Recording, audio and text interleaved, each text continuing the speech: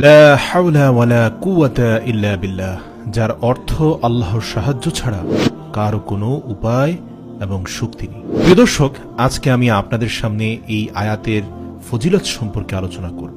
এই আয়াতটি কখন পড়বেন, কিভাবে পড়লে আপনার সকল অশুভ শক্তি দূর হবে, সকল দুঃখ বিপদ থেকে আপনি নাজাত পাবেন, কিভাবে আমল করলে জান্নাতের রাস্তা সহজ হবে, কিভাবে আমল করলে আপনার সমস্ত দোয়া কবুল হবে, কিভাবে আমল করলে আপনার নামাজ কবুল হবে, কিভাবে আমল করলে 70টি বড় বড় বিপদ থেকে আপনি রক্ষা পাবেন, 99টি রোগ থেকে মুক্তি পাবেন। হাদিস শরীফের আলোকে আজ আমি এই সহজ জিকিরের বিশাল ফজিলত আপনাদের সামনে তুলে ধরার চেষ্টা করব ইনশাআল্লাহ। 1 নম্বর হচ্ছে দারিদ্রতা দূর হবে এই জিকির দ্বারা। হযরত ইবনে আব্বাস রাদিয়াল্লাহু তাআলা আনহু বলেন, নবী করিম সাল্লাল্লাহু আলাইহি সাল্লাম ইরশাদ করেন, যাকে দুঃখ চিন্তা ঘিরে আছে তার উচিত বেশি বেশি লা হাওলা ওয়ালা কুওয়াতা ইল্লা বিল্লাহ পড়া। অন্য এক হাদিসে আবু হুরায়রা রাদিয়াল্লাহু তাআলা আনহু হতে বর্ণিত, তিনি বলেন, একবার রাসূল সাল্লাল্লাহু আলাইহি সাল্লাম বললেন, লা হাওলা ওয়ালা কুওয়াতা ইল্লা বিল্লাহ, বেশি বেশি পড়তে থাকো, কেননা এই বাক্যটি জান্নাতের গুপ্তধন সমূহের, গুপ্ত ভান্ডার সমূহের একটি গুপ্ত ভান্ডার। অর্থাৎ এখানে রাসূল সাল্লাল্লাহু আলাইহি সাল্লাম 3 স্তরের শ্রেষ্ঠত্ব বর্ণনা করেছেন। আল্লাহ রাসূল আরো বলেন, যে ব্যক্তি লা হাওলা ওয়ালা কুওয়াতা ইল্লা বিল্লাহ এই বাক্যটি পড়বে, আল্লাহ তাআলা তার 70টি কষ্ট দূর করে দিবেন, যার সর্বনিম্ন কষ্ট হলো দারিদ্রতা।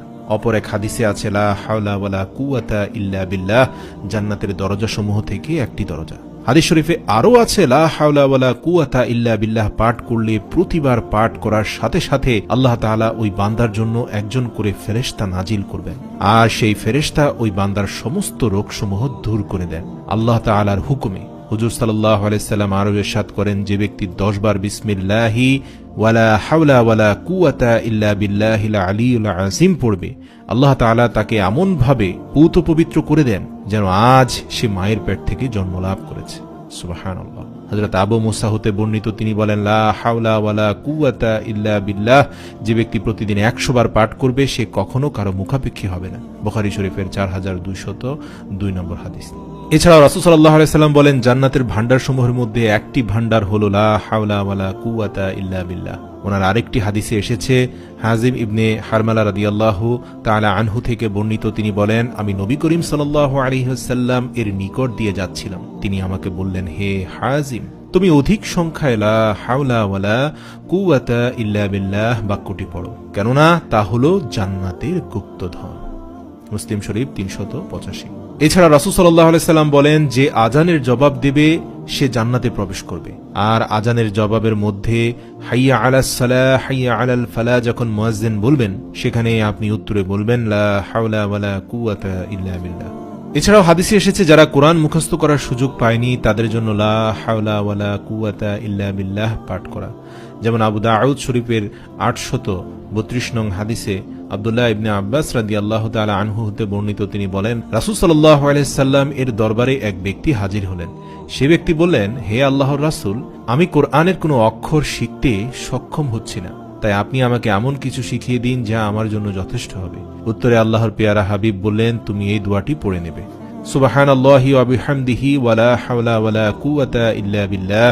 হযরত আবু হুরায়রা রাদিয়াল্লাহু তাআলা আনহু হতে বর্ণিত, তিনি বলেন, রাসূল সাল্লাল্লাহু আলাইহি ওয়াসাল্লাম বলেছেন, লা হাওলা ওয়ালা কুওয়াতা ইল্লা বিল্লাহ হলো 99টি রোগের ঔষধ। তার মধ্যে সবচেয়ে ছোট রোগ হলো চিন্তার রোগ। যারা টেনশনে থাকেন, সব সময় চিন্তার মধ্যে লিপ্ত থাকেন, পেরেশানি, দুশ্চিন্তা, বুক ধড়ফড়, এই আলামতগুলো যাদের শরীর থেকে মন থেকে যায় না, হযরত আনাস রাদিয়াল্লাহু তাআলা আনহু বলেন, রাসূল সাল্লাল্লাহু আলাইহি সাল্লাম বলেন, তাদের জন্য শ্রেষ্ঠ ঔষধ হচ্ছে লা হাওলা ওয়ালা কুওয়াতা ইল্লা বিল্লাহ।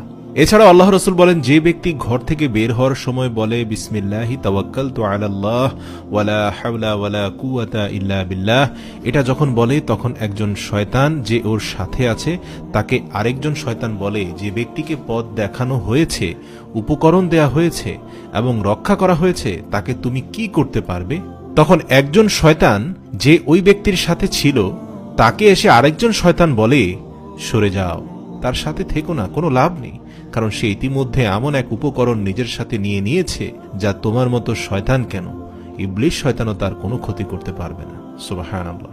ইবনে মাজাহ শরীফের 2957 নং হাদিস থেকে পাওয়া যায়, আবু হুরায়রা রাদিয়াল্লাহু তাআলা আনহু হতে বর্ণিত, তিনি বলেন, রাসূল সাল্লাল্লাহু আলাইহি সাল্লাম বলেছেন, যে ব্যক্তি বাইতুল্লাহ তাওয়াফ করে 7 বার এবং বলে সুবহানাল্লাহি ওয়ালহামদুলিল্লাহি ওয়ালা ইলাহা ইল্লাল্লাহু আল্লাহু আকবার ওয়ালা হাওলা ওয়ালা কুওয়াতা ইল্লা বিল্লাহ, আর এই দোয়াটি পড়ার পর সে আর কোনো কথা না বলে, তবে তার 10টি গুনাহ মাফ করে দেওয়া হবে, তার আমলনামায় 10টি নেকি লিপিবদ্ধ করা হবে এবং তার আমলনামায় 10 গুণ বৃদ্ধি করা হবে। সুবহানাল্লাহ। ইসলামে শুভ অশুভ বলে কিছু নেই, তবে কেউ যদি মনে করে অশুভ কোনো কিছু, খারাপ জিনের কোনো ওয়াসওয়াসা তার উপর পড়েছে, বিপদে আপদে দুঃখে কষ্টে যে কোনো অবস্থায় আপনারা এই আমলটি করবেন, লা হাওলা ওয়ালা কুওয়াতা ইল্লা বিল্লাহ।